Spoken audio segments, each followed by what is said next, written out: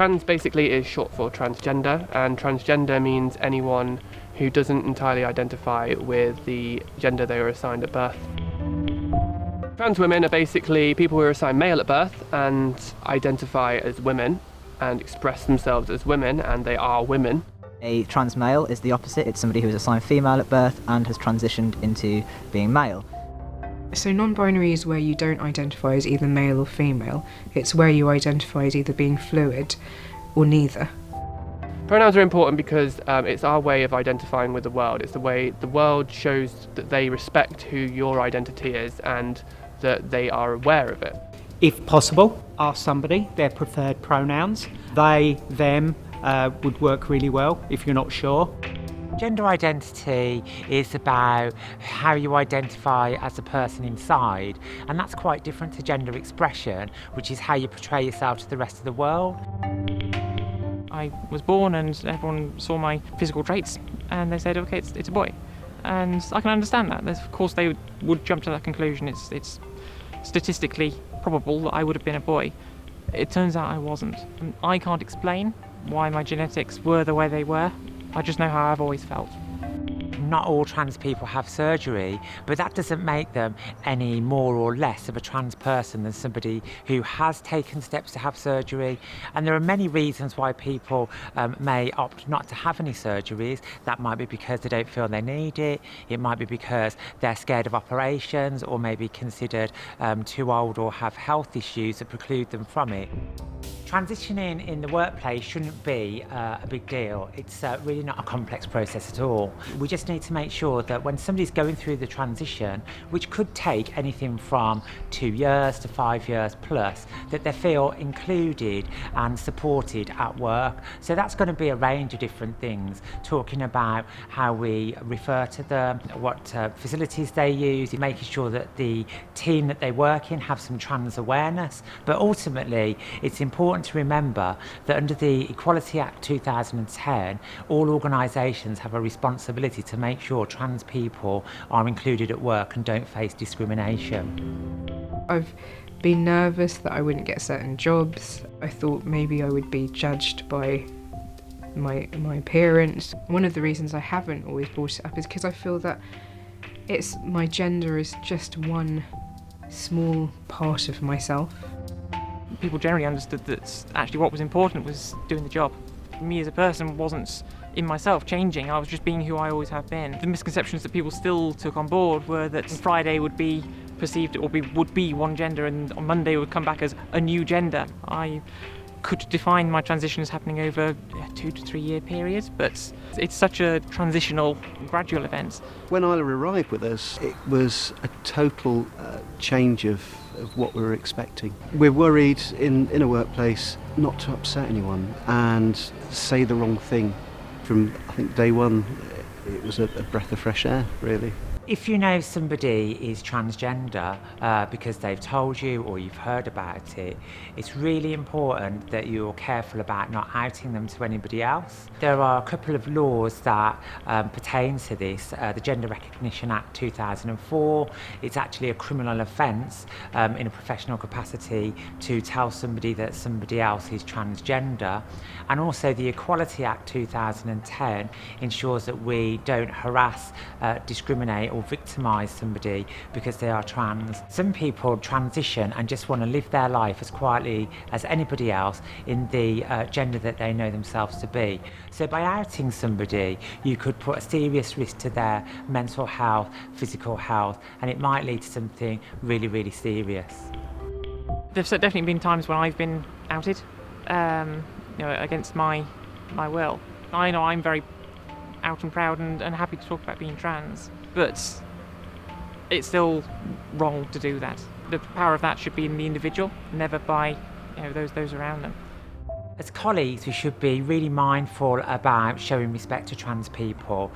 So for example, just because somebody might have a deep voice doesn't mean that they're automatically going to identify as male. So if somebody says they are a miss or a Mrs, even though they might sound like what you think is a man, it's important to respect the fact that they've told you that they are in fact female. If somebody shares what their preference is, they're trusting you. If you make a mistake, it's fine. Just try not to do it again.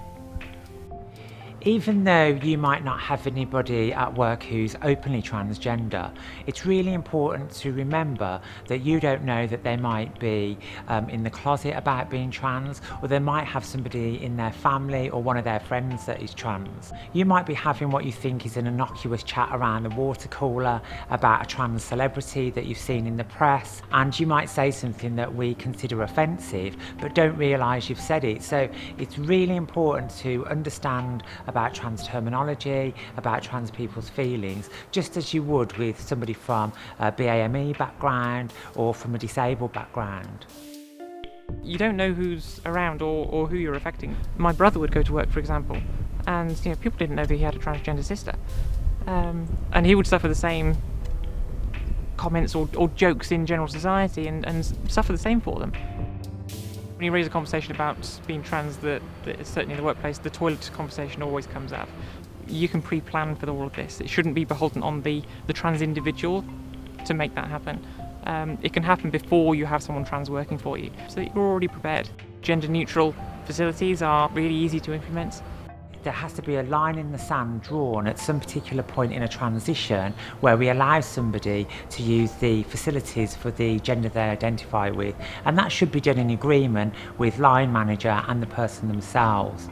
It's important to say that once somebody has reached that decision, that the organisation supports them and takes steps against anybody who chooses to challenge that process, and that could be in a disciplinary, it could be in a supervisionary conversation, something like this. But it's really important that we address anybody who says that somebody shouldn't be using a facility that's been agreed that they can use. Don't make a trans person, once they've come out to you, have to only use a disabled toilet. They're the kind of things that really it creates some form of stigma for people who need to use a disabled toilet anyway, but also for the trans person, because they're not being allowed to use the facilities according to their gender. Clothing that they say that they prefer should be given to them, certainly in the workplace. There can be flexibility on behalf of the person, but it definitely has to be flexibility on behalf of the organisation to really show that those staff members are valued and they are included. So in the West Midlands Police, in custody, we have very gendered uniforms, and the men wear clip-on ties and the girls wear cravats. And no questions were asked at all. I was sent to uniform stores. I was quite anxious. I was like, oh no, what if they send me to the female uniform stores, even though I applied as Dylan and male? They didn't. They sent me straight to the male uniform stores, and I got my tie and I got my male uniform, and it was brilliant. No questions were asked. So at the restaurant, we're working on changing our public bathrooms to non-identified, and I think that's really important so that you don't feel like people are judging you. I've had security follow me into toilets. That's the kind of thing that can scar you. You may not realise it, but years later it can still cause an effect. I know people who don't even use the bathroom in public spaces. They'll wait the whole day until they get home because they're nervous of having some kind of judgment.